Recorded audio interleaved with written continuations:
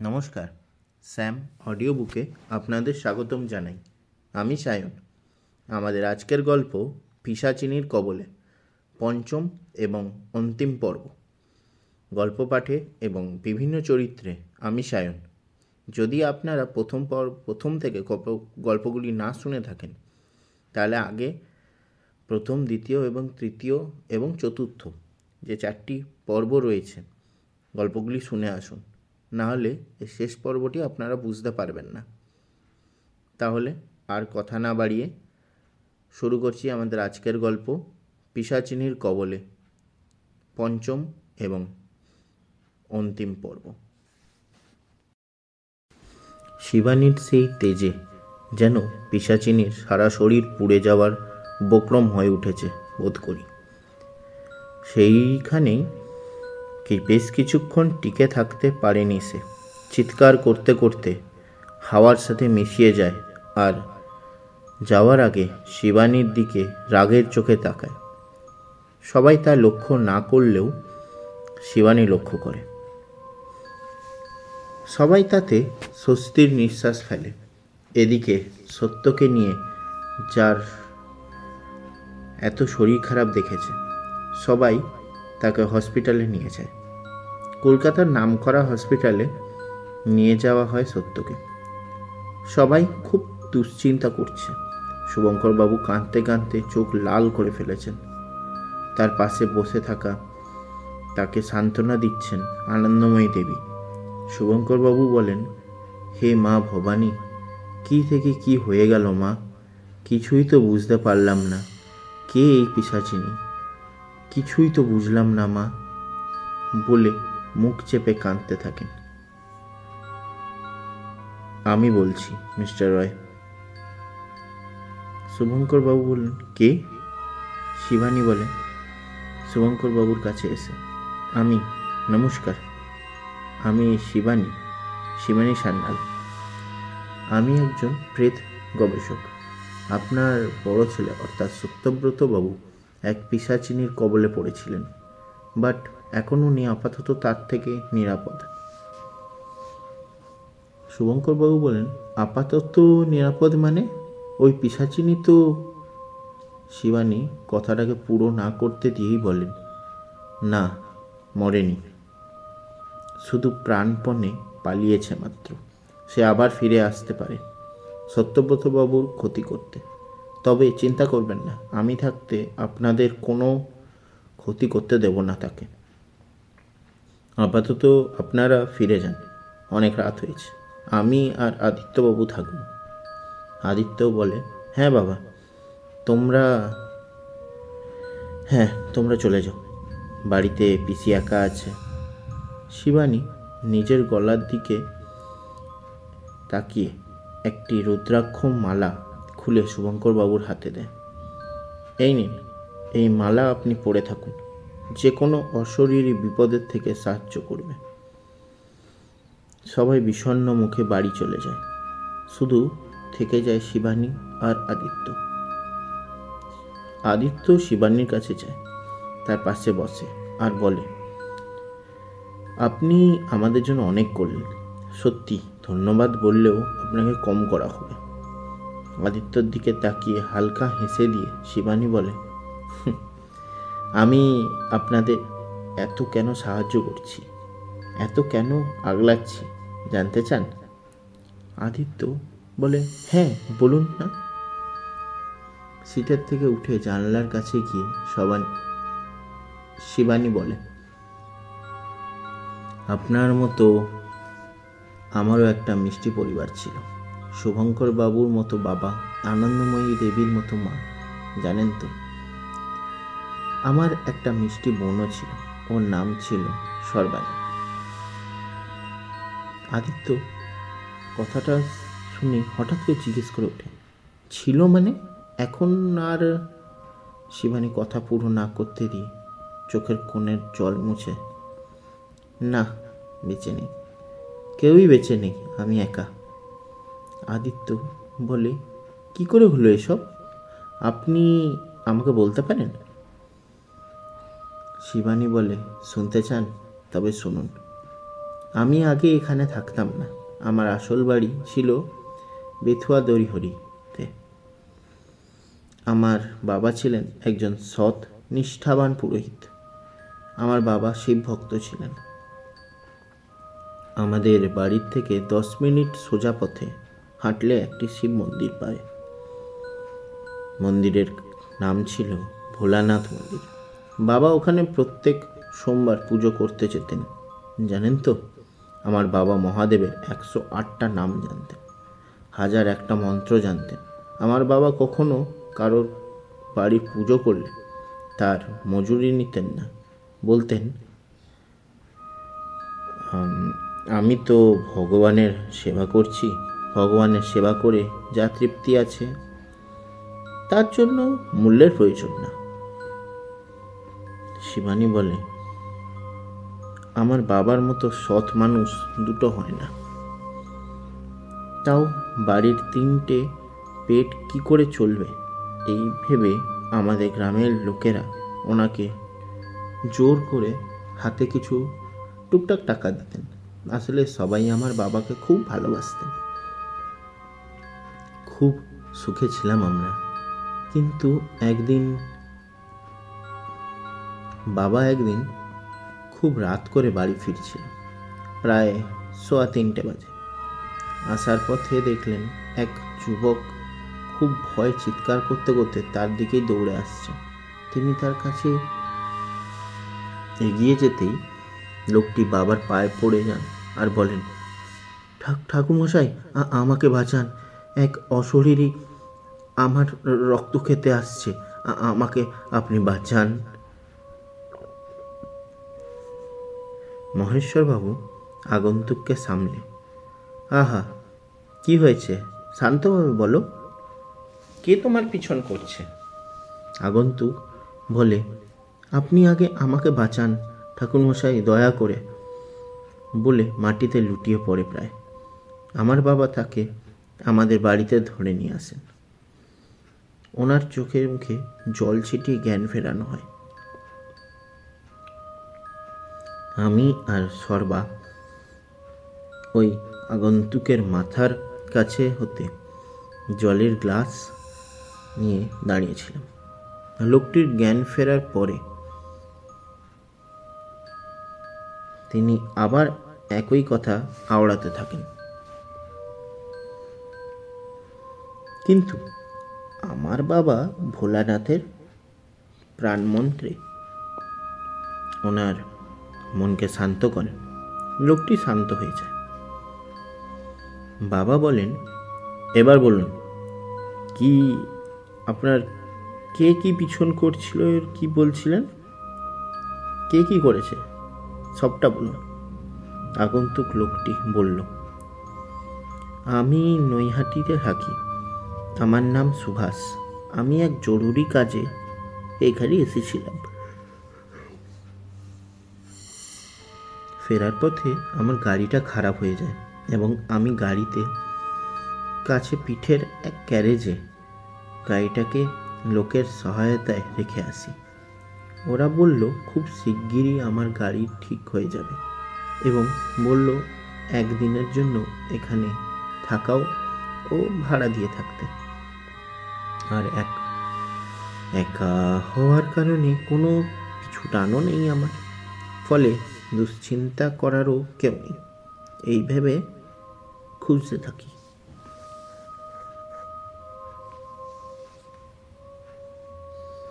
কাছে কোথাও কোনো হোটেল বা ধাবা বা কোনো রিসর্ট আছে কিনা। খানিক হাঁটার পর দেখি একটা ছোট্ট লজ আছে, নাম মীরা লজ। সব শুনতে শুনতে মহেশবাবু বললেন, প্রথমত মীরা লজ বলে কোনো লজ নেই আমাদের এখানে, আর দ্বিতীয়ত আমাদের এখানে সেরকম কোনো লজও নেই। মহেশ্বরবাবুর কথা শুনে সুভাষের মুখ ফ্যাকাশে হয়ে যায়। সে বলে, তার মানে ওই অশরীরীর আমার দৃষ্টিভ্রম করেছিল? আপনি আমাকে বাঁচান ঠাকুরমশাই, আমি এই শয়তানের কবল থেকে পড়তে চাই না, আমাকে বাঁচান। এরপর বাবা জিজ্ঞেস করে, তারপর কি হলো? সুভাষবাবু বলেন, আমি সেই লজের মধ্যে যাই, দেখি এক যুবতী নারী, দেখতে অসাধারণ।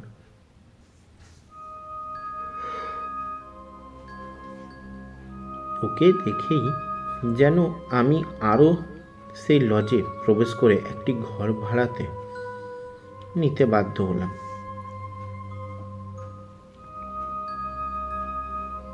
কিন্তু ওই মেয়েটির চোখটা ছিল ভারী অদ্ভুত।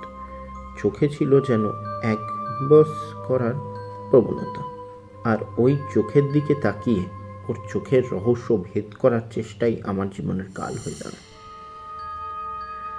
বাবা চিন্তামগ্ন হয়ে বলে, এর মানে তুমি এক পিশাচিনীর কবলে পড়েছিলেন?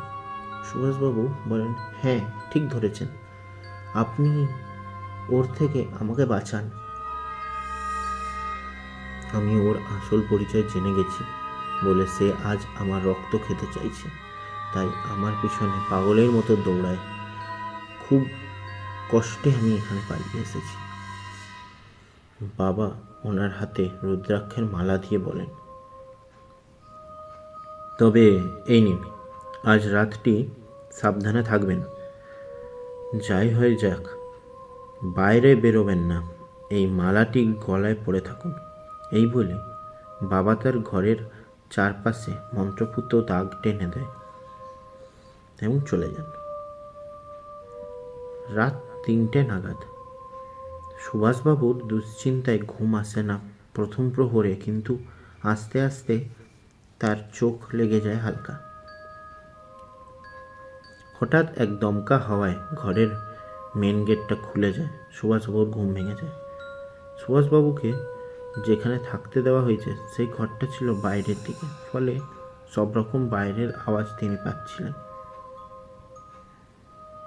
উনি উঠে বসেন।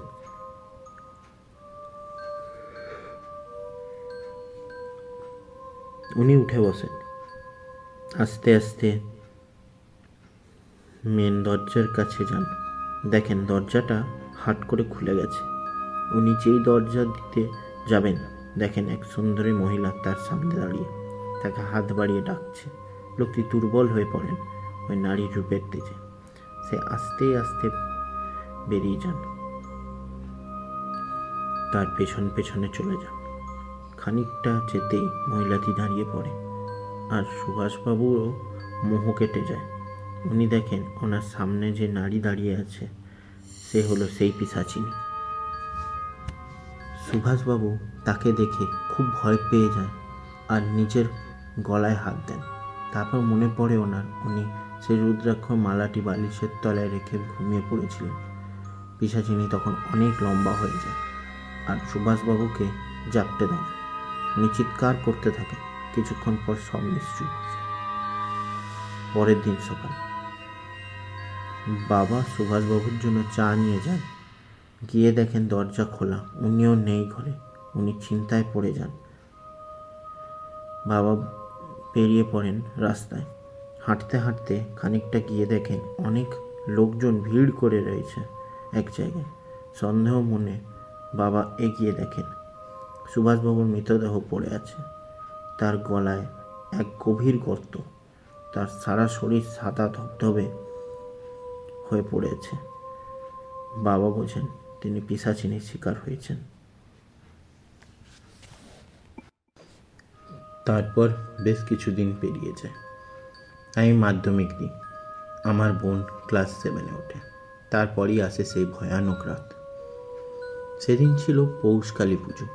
বাবার এক বন্ধুর বাড়িতে আমাদের নেমন্তন্ন করেছিল তারা।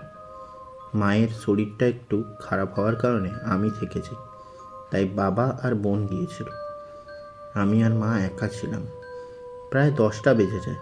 বাবা আর বোন এখনো ফেরলো না দেখে আমরা খেয়ে নিই। বাবার জন্য খাবার নিয়ে বসে থাকতে খুব রাগারাগি করতেন, তাই আর অপেক্ষা করলাম না। কিছুক্ষণ পর সদর দরজায় টোকা দেওয়ার আওয়াজ পাই। আমি দৌড়ে গিয়ে দরজা খুলে দেখি বোন দাঁড়িয়ে আছে। ওকে একা দেখে আমি জিজ্ঞেস করলাম, সর্বা, বাবা কই? বোন তখন বলে, আরে আমি আর বাবা একসাথেই ছিলাম। আমরা বাড়ি আসছিলাম। বাবার সাথে কালকের ওই লোকটার দেখা হতেই বাবা ওর সাথে কথা বলতে বলতে কোথায় একটা চলে গেল। শিবানী ঘাবড়ে গিয়ে বলে,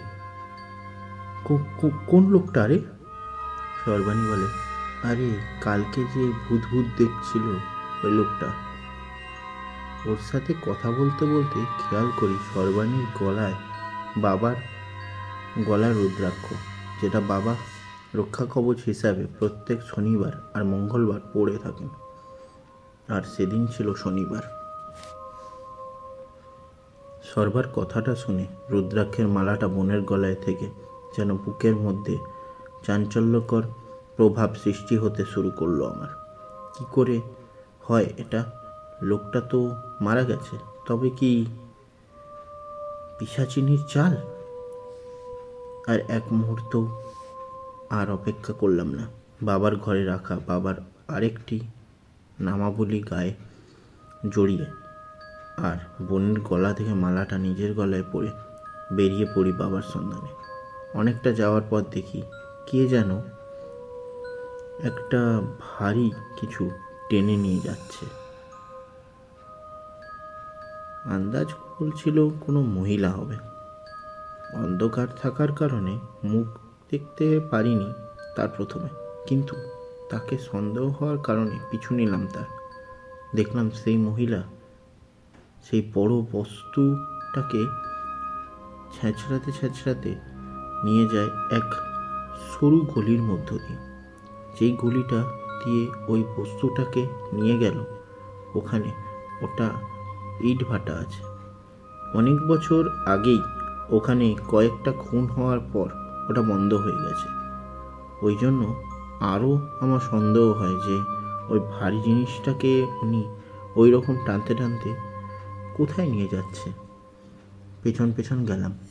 খানিকটা যাওয়ার পর ইটভাটার পাশের জঙ্গলে মহিলাটি মিশে গেল। তাকে খুঁজে পেলাম না আর। হঠাৎ একটা বিচ্ছিরি রক্তের পানসে গন্ধ নাকে এলো আমার। গন্ধটা আসছিল পাশের জঙ্গল থেকে। জঙ্গলে ঢুকে দেখি এক লাশ পড়ে আছে। সেই লাশের মুন্ডুটা নিয়ে খেলা করছে পিশাচিনী।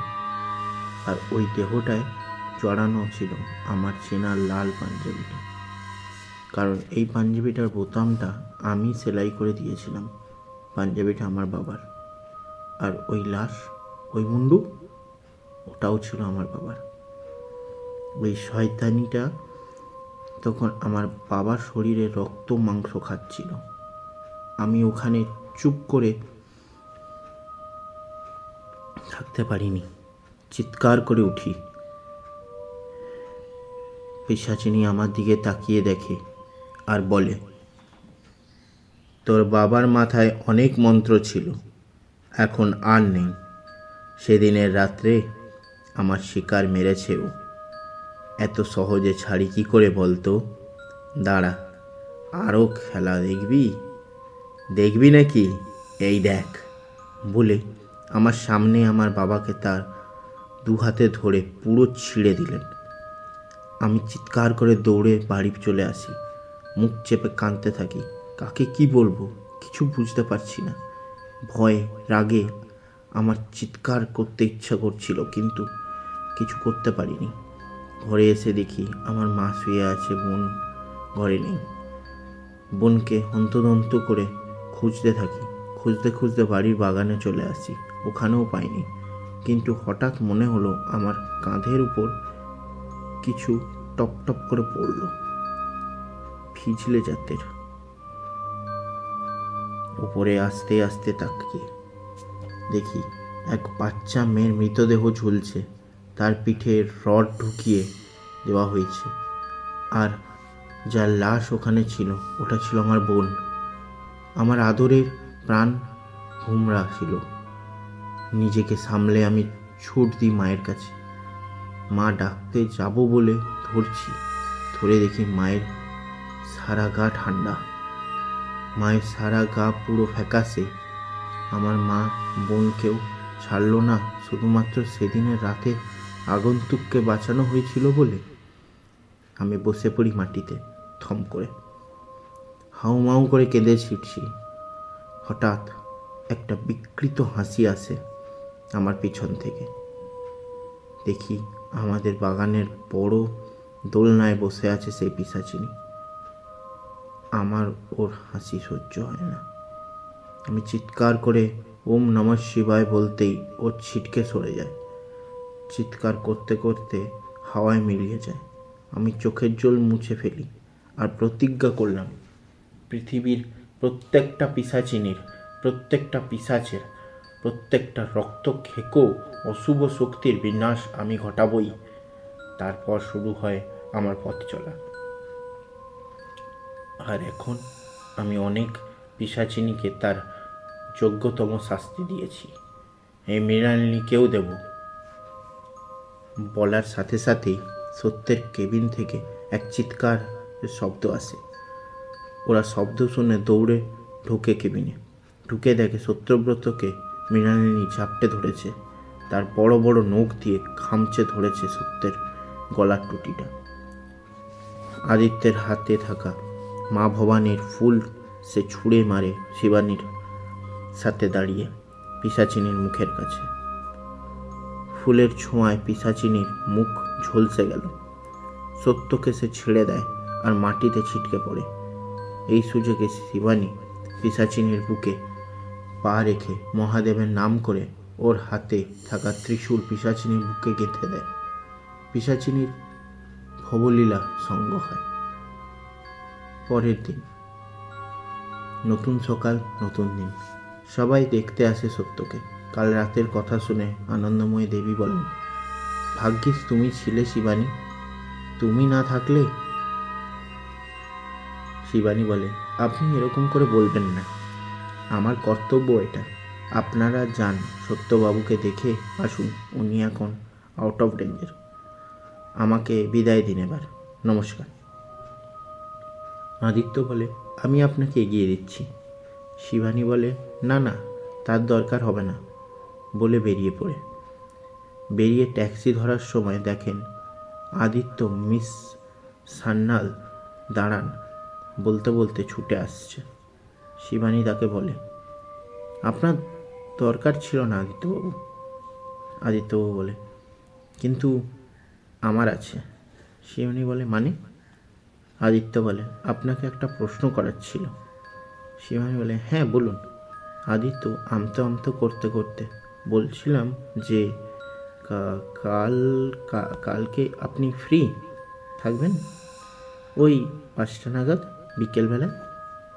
শিবানী একটু হেসে, কেন বলুন তো? আদিত্য বলে, আসলে আমাদের কলেজের পাশে একটা ক্যাফেটেরিয়া আছে, ওখানে আপনার সাথে কাল দেখা করতাম আর কি। শিবানীর মনে হয়েছিল যে আদিত্যকে পছন্দ করে। আজ শিওর হয়ে গেল। সে বলল, ভেবে দেখতে পারি। আদিত্য, হ্যাঁ একটু ভেবে দেখবেন। শিবানী বলে, একটু ভাবি, ভাবা খুব ভালো তো, বলে মুচকি হাসে। ভোলা ভালা আদিত্য বুঝতে বুঝতে ট্যাক্সিতে উঠে গেল শিবানী। আদিত্য ওকে টাটা করে বিদায় জানায়। শিবানী চলে যাওয়ার পর আদিত্যর ফোনে একটা হোয়াটসঅ্যাপ মেসেজ আসে। আদিত্য খুলে দেখে শিবানীর মেসেজ। শিবানীর মেসেজ ছিল, হ্যাঁ, আর এর পরের ঘটনাটা আপনারাই না হয় নিজের দক্ষতায় বুঝে নিন, আমি আর বলবো না। আপনারা শুনছিলেন পিশাচিনীর কবলে পঞ্চম এবং অন্তিম পর্ব। গল্প পাঠে এবং বিভিন্ন চরিত্রে আমি সায়ন। গল্পটি আপনাদের কেমন লাগলো অবশ্যই কমেন্ট করে জানাবেন। আর এই রকম আরও গল্প পেতে আমাদের চ্যানেলটি সাবস্ক্রাইব করে পাশে থাকা বেল আইকনটি প্রেস করে দেবেন, যাতে এর পরে যখনই আমরা কোনো আপলোড দেব সবার আগে আপনাদের কাছে এসে পৌঁছয়। আর এই গল্পটি সবার কাছে শেয়ার করবেন, সবাইকে শোনার জন্য আগ্রহ থাকছি আমি। আপনারা সবাই শুনবেন আর কমেন্ট করে জানাবেন কেমন লাগলো গল্পটি। তাহলে আজকে এখানেই শেষ করছি। আবার দেখা হবে আগামী সপ্তাহে একটা নতুন গল্প নিয়ে। ততদিনের জন্য ভালো থাকবেন, সুস্থ থাকবেন, গল্প শুনবেন, গল্প পড়বেন, গল্প শোনাবেন, গল্প লিখবেন। ধন্যবাদ।